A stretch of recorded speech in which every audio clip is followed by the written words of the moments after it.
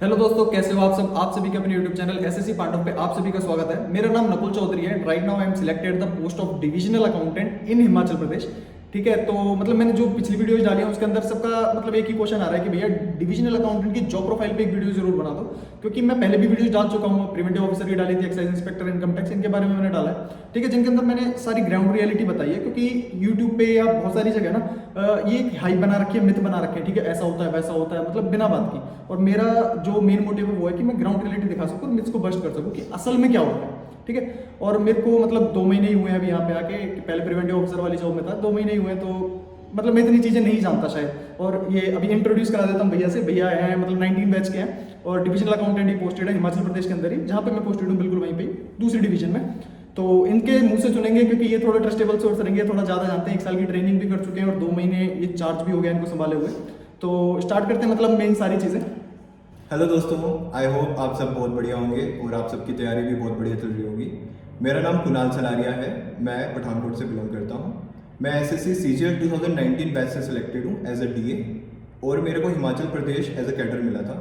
तो आज मैं थोड़ा आपको जॉब प्रोफाइल जो कि डीए की है उसके बारे में थोड़ा आपको बताऊँगा। और मतलब मैं एक मेन चीज जो वो ये क्वेश्चन मार्क है कि भैया ने डीए चूज किया या भैया को डीए मिला। पहले भी एक्साइज इंस्पेक्टर चूज करने वाले थे, लेकिन फिर उन्होंने अपनी पोस्ट प्रेफरेंस चेंज करके डिविजनल अकाउंटेंट को ऊपर रखा और वो इनको मिल भी गई। पंजाब होम स्टेट है इनका, तो Himachal Pradesh near home state ही है, घर पास पड़ता है यहाँ से। तो भैया से हम जानेंगे कि मतलब मेन चीज जॉब प्रोफाइल क्या है। सबसे पहला सवाल तो यही है, असल में डिविजनल अकाउंटेंट करता क्या है। डिविजनल अकाउंटेंट असल में है क्या?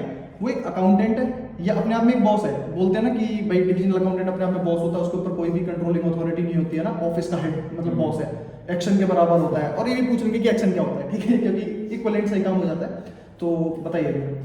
सबसे पहले तो आप सबको ये समझना बड़ा ज़रूरी है कि डीए एक सेंट्रल गवर्नमेंट जॉब है, बट इसमें जो पोस्टिंग हमें मिलती है वो हमें स्टेट गवर्नमेंट ऑफिसेज में मिलती है।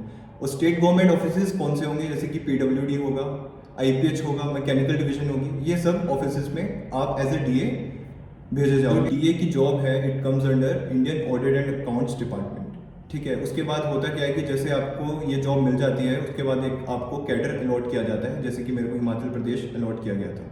उस कैडर के साथ आप जुड़ जाएंगे।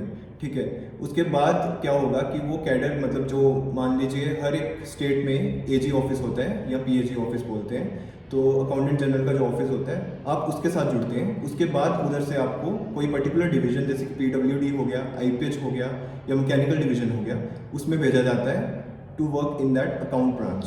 अब होता क्या है कि मान लो एक कोई पीडब्ल्यूडी डिपार्टमेंट है, उसमें बहुत सारी ब्रांचेस होंगी, जैसे कि सी ब्रांच जो कि होती है कोरिस्पोंडेंस ब्रांच, उसके बाद ड्राइंग ब्रांच होती है, वैसे ही एक अकाउंट्स ब्रांच होती है। मतलब एक ऑफिस का जैसे वर्किंग रहती है कि भाई एक ऑफिस के अंदर ये ब्रांच हो गई, एक ये हो गई, उनके अंदर से एक अकाउंट्स ब्रांच हो। अकाउंट ब्रांच एक है जिनको कि आप रिप्रेजेंट करेंगे या हेड करेंगे। तो आपका बेसिकली काम ये होता है कि जो भी अकाउंट्स, जो भी लेन देन हो रहा है पूरे महीने में, ठीक है, जो भी छोटा से छोटा और जो भी मतलब बड़े से बड़ा जो भी लेन देन हो रहा है वो उस डिपार्टमेंट में आपको उस सबको एक बढ़िया से अकाउंट्स कंपाइल करके एजी ऑफिस भेजना होता है। तो ये one of the responsibility of divisional accountant है। ठीक है, इसके अलावा बहुत सारी रिस्पॉन्सिबिलिटीज होती तो है। जैसा कि भैया ने बताया अभी के अंदर कि भाई इसकी ऐसे ऐसे काम होता है कि मतलब मेन काम जो असल में जो मेन रिस्पॉन्सिबिलिटी असल में डिविजनल अकाउंटेंट की आ रही है। मैं भी असल में भैया के साथ ही चीजें सीख रहा हूँ, अभी अपनी डिवीजन के अंदर भी सीखता हूँ, उनके डिवीजन में भी जाता हूँ। तो उधर मेरे को भी ये चीज समझ में आ रही है। तो देखो ये काम हो गया कि मंथली अकाउंट वाला, ठीक है, कि मंथली अकाउंट्स आपको कंपाइल करना है और वो आपको एजी ऑफिस भेजना है। ठीक है, ये तो एक सोल रिस्पॉन्सिबिलिटी है ही। उसके साथ क्या होता है, फॉर एग्जाम्पल एक छोटी सी चीज बता सकता हूँ मैं कि जैसे मान लो आप एक पीडब्ल्यूडी के अंदर आप पोस्टेड है। ठीक है, छोटी सी एक एग्जांपल की बात है, अगर कोई रोड बन रहा है, ठीक है, रोड बन रहा है तो किसी को ऑब्वियस सी बात है कॉन्ट्रैक्ट मिलेगा, कॉन्ट्रैक्टर उसको काम करेगा, कॉन्ट्रैक्टर काम करेगा तो वो ऑब्वियस सी बात है पैसे भी मांगेगा ना कि भाई काम कैसे हो रहा है ना, काम होने के बाद पैसा भी तो डिमांड करेगा। वो पैसा डिमांड करेगा सरकार से किससे? पीडब्ल्यूडी से। अब पीडब्ल्यूडी के अंदर अकाउंट्स के हेड तो हम बैठे हैं, ठीक है, तो क्या होगा, अब बनेगा उसका बिल जनरेट होने के बाद अपना काम सिर्फ होगा कि भाई उसको वेरीफाई करें कि भाई इसके अंदर वैल्यूज करेक्ट है या नहीं, और फिर उसको अपनी तरफ से पास करके कि भाई हमारी तरफ से ओके है सारा कुछ, फिर हम भेज देते हैं एक्शन के ऊपर। तो भैया थोड़ा सा आप ये बता दो, मैं अभी तक मतलब ये नहीं समझ पाया असल में एक्शन होता क्या है, उसकी क्या रिस्पॉन्सिबिलिटी होती है, तो थोड़ा सा आप उसको एक्सप्लेन कर दो। जो पीडब्ल्यूडी या आईपीएच होता है उसमें बेसिकली क्या होता है कि एक्शन की फुल फॉर्म होती है एग्जीक्यूटिव इंजीनियर, जहाँ उसको हम डिविजनल ऑफिसर भी बोलते हैं। तो उस डिवीजन का वही हेड होगा, वही एक डिविजनल ऑफिसर जैसे बोल लीजिए, ठीक है। अब उसमें होता है क्या है कि जो भी मतलब जैसे कि नकुल जी ने बताया कि कोई कॉन्ट्रैक्ट मिल रहा है और उसका मतलब रोड बन रहा है, उसका कॉन्ट्रैक्ट मिला, उसके बाद उसका जो भी हुआ खर्चा हुआ, उसके बाद उसकी पेमेंट हुई। तो हमारा जो बेसिकली रोल है वो हमारा रोल ये नहीं है कि हम वो देखें कि उस रोड में ये मटेरियल लग रहा है कितना लगा, वो सब हमारा रोल नहीं है, वो सब जेईस का और ये सब का रोल है। हमें बस उसकी फाइनेंशियली जो भी मतलब जो भी खर्चा हो रहा है वो सही ढंग से हो रहा है कि नहीं, वो देखना होता है कि खर्चा ज़्यादा तो नहीं हो गया, जितना होना चाहिए था उतना ही हुआ, बजट के अनुसार हो रहा है कि नहीं हो रहा है। ये सारी चीज़ें हमें खुद से देखनी पड़ती है, क्योंकि हम एज अ फाइनेंशियल एडवाइज़र भी हैं टू एग्जीक्यूटिव इंजीनियर। कोई भी जहाँ पे भी उन्हें लगता है कि मतलब फाइनेंशियल एडवाइस चाहिए तो वो हमारी राय ज़रूर लेते हैं।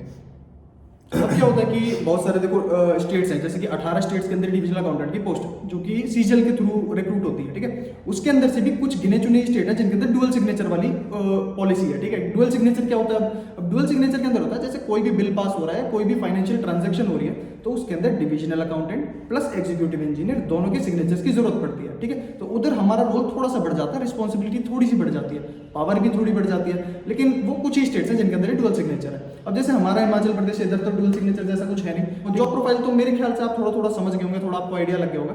अब भैया ये तो हो गई वर्किंग है ना, कि डिविजनल अकाउंटेंट असल में काम क्या करता है। मैं बस एक ये जो सबसे बड़ा मिथ है कि भाई डिविजनल अकाउंटेंट अपनी मस्ती में रहता है, ठीक है, वो जाए ना जाए अपने 1 महीने में एक बार जा रहा है ऑफिस, ऐसा सच है या नहीं? एक्शन से ऊपर होता है या नीचे होता है? अकाउंट्स डिपार्टमेंट में उसकी क्या पोस्ट होती है? क्या वो किसी के अंडर आता है या मतलब रिपोर्टिंग अथॉरिटी क्या रहती है?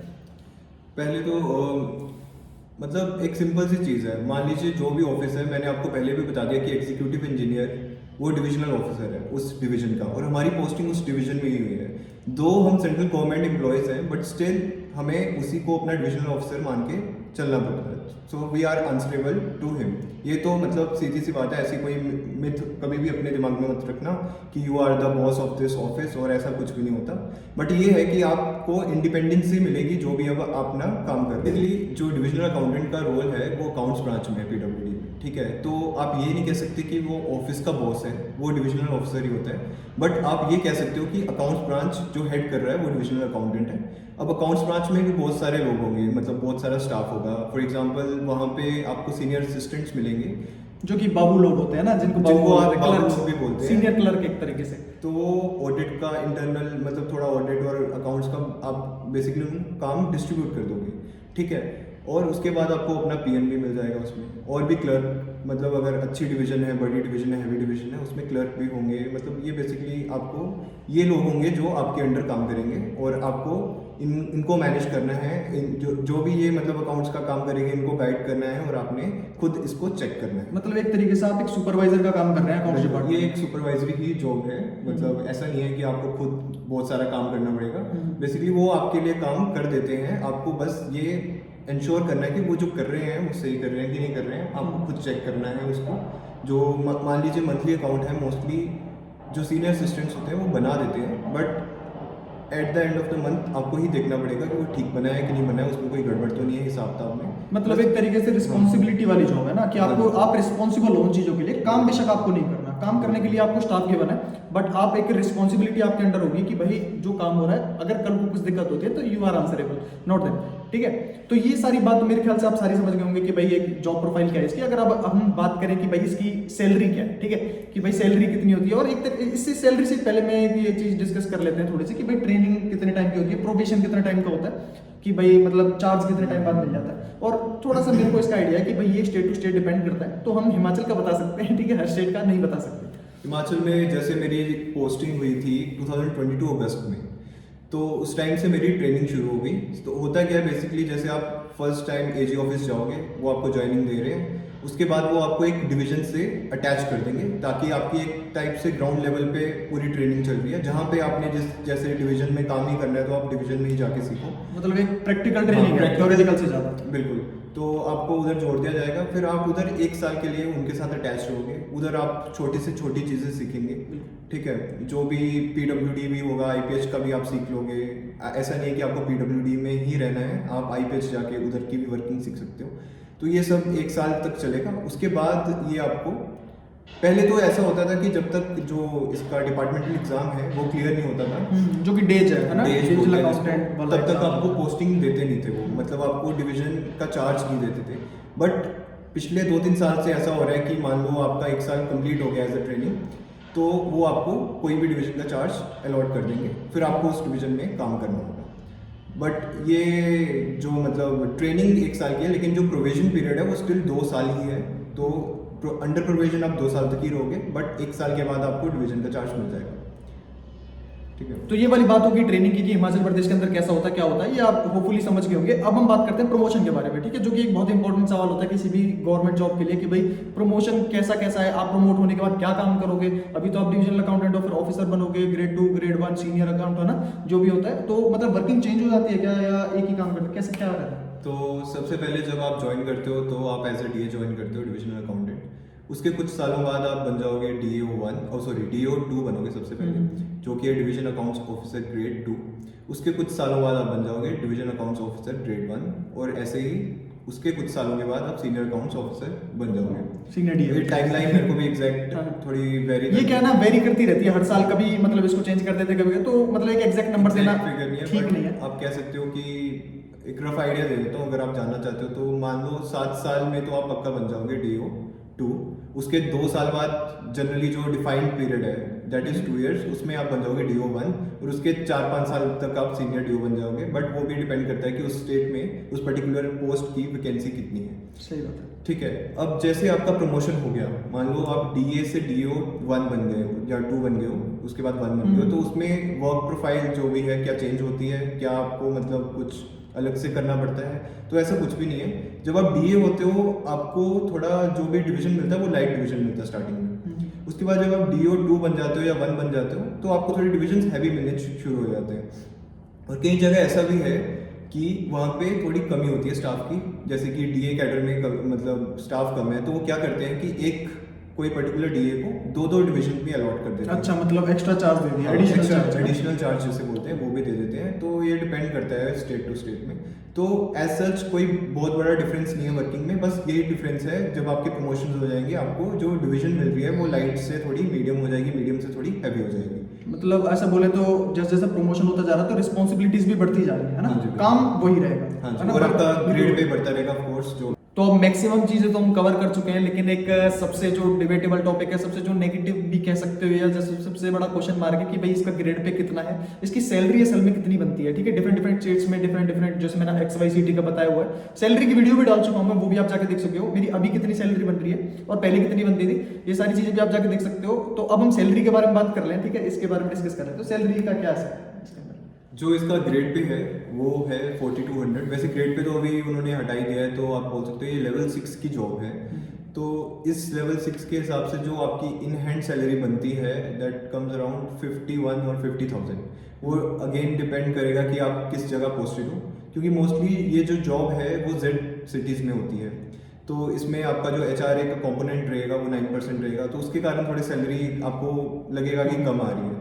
बट अगेन Z सिटीज़ में जो खर्चा है वो भी बहुत कम होता है, तो इट कंपनसेट। मतलब कह सकते हैं कि अगर इनकम कम मिल रही है तो खर्चे भी कम ही हो रहे हैं ना, एक कॉस्ट ऑफ लिविंग भी कम हो जाती है। सैलरी का थोड़ा है कि ऐसा लगेगा आपको कि थोड़ी कम आ रही है, मतलब as compare to other jobs जो आप ले सकते थे 4600 में, जैसे एक्साइज में। बट वही है कि जैसे कि ये फिर डिपेंड करता है आपकी पर्सनल प्रायोरिटी पे, और अगेन और एक ये वाली क्या चीज, चाहते हो आप life में। हाँ, ये वाली चीज भी है कि अपने स्टेट के अंदर तो वैसे भी 34% डीए मिल रहा है, ठीक है, कम मिल रहा है as compare to central government जैसे मिलता है 46% मिलता है। तो अगर वो हम कैलकुलेट कर लें तो 4-5 हज़ार आप इसके अंदर प्लस मान के चलिए, हमको जो मिल रही है वो भी इतनी है, ठीक है। जो हाँ हाँ, आपको एक चीज़ बता दूं, जैसे कि डीए कैडर में एक सबसे बड़ी ये कह सकते हो आप प्रॉब्लम कह सकते हो कि ऑल इंडिया सर्विस है। तो ऑल इंडिया सर्विस में होता क्या है कि जब आपको किसी स्टेट के साथ जोड़ देते हैं और आप उस स्टेट ऑफिस में वर्क कर रहे हो, तो जो आपकी सैलरी ड्रॉ होती है वो स्टेट के ट्रेजर से होती है। ठीक है, अब वो जब स्टेट के ट्रेजर से हो रही है तो होता है क्या है कि जो आपका डीए मिलता है ना वो सेंटर का नहीं मिलेगा, आपको स्टेट का मिलेगा। तो जितना स्टेट में चल रहा है उसके अकॉर्डिंग ही आपकी सैलरी में डीए ऐड होगा, और उसके अकॉर्डिंग ही आपकी एक फाइनल सैलरी तैयार होगी। और वो जैसे भी डीए जब बढ़ेगा उसके अकॉर्डिंग आपको उसका अरियर भी आ जाएगा, जैसे कि बाकी स्टेट गवर्नमेंट एम्प्लॉयज़ को मिल रहा है। मतलब ऐसा नहीं है कि भाई हमारा पैसा मर रहा है वो पैसा वापस आ जाएगा जैसे ही हमारा मतलब स्टेट अपडेट होगा, स्टेट के अंदर सैलरी अपडेट होगी तो हमारा पिछला सारा पैसा मिल जाएगा। तो और ये भी हो सकता है कि फ्यूचर में हमारी जो सैलरी है वो सेंटर के फंड से ही विड्रॉ, मतलब उधर से ही हमें पैसा मिले, तो हो सकता है इन दैट केस जो डीए होगा वो सेंटर वाला ही फॉलो होगा, बट वो अगेन हाँ, वो डिफरेंट तो वॉट्स है कि हाँ। अगर होगा कि नहीं होगा, चलो वो तो बात की बात है। तो मतलब सैलरी का तो एक छोटा सा ये एस्पेक्ट था। सैलरी का तो आप ज़्यादा समझ पाओगे उस वीडियो से जिसके अंदर मैंने सैलरी वाली करा, मैं डिस्क्रिप्शन में लिंक डाल दूंगा। तो अब जो है वो है मतलब एंडिंग है इस वीडियो की, काफ़ी बड़ी वीडियो हो गई है कि भाई इसके प्रोज एंड कॉन्स क्या है, ठीक है, क्या हमें ये जॉब चूज करनी चाहिए या नहीं करनी चाहिए। तो भैया इसके बारे में थोड़ा आप एलेबोरेट कर दो। मेरा भी इसके अंदर पर्सनल सजेशन है जो कि किसी और वीडियो के अंदर बता देंगे, लेकिन ये थोड़ा एक्सपीरियंस से पूछते हैं कि क्या प्रोज एंड कॉन्स है। मेरे हिसाब से ये जॉब जैसे कि बोलते हैं कि आपका पहले अगर आप गवर्नमेंट जॉब में आना चाहते हो तो एक्चुअली में आना क्यों चाहते हो, आपने क्यों सोचा कि आपको गवर्नमेंट जॉब में आना है। तो मेरे हिसाब से अगर आपको प्योर गवर्नमेंट जॉब चाहिए जो कि मतलब एक वर्क लाइफ बैलेंस देगी आपको, तो डीए से बढ़िया कोई मेरे को लगता नहीं है कि कोई जॉब होगी। बिल्कुल, क्योंकि इसमें ऐसा है कि वर्कलोड जो है वो इतना मतलब ज़्यादा नहीं है, मैनेजेबल है कि आप बहुत आसानी से अपनी वर्क लाइफ कर सकते हो, पूरी बैलेंस कर सकते हो, और ऐसे आप बाकी चीज़ों को, अपनी हॉबीज़ को, इसको भी टाइम दे सकते हो, फैमिली को भी टाइम दे सकते हो। उस हिसाब से बहुत बढ़िया जॉब है ये। और बाकी रही बात कॉन्स की, मतलब इसके कि भाई इसका नेगेटिव पॉइंट क्या है, मेरे ख्याल से तो इसका नेगेटिव पॉइंट सिर्फ सैलरी है। और कोई नेगेटिव पॉइंट हो तो भैया आप बता दो।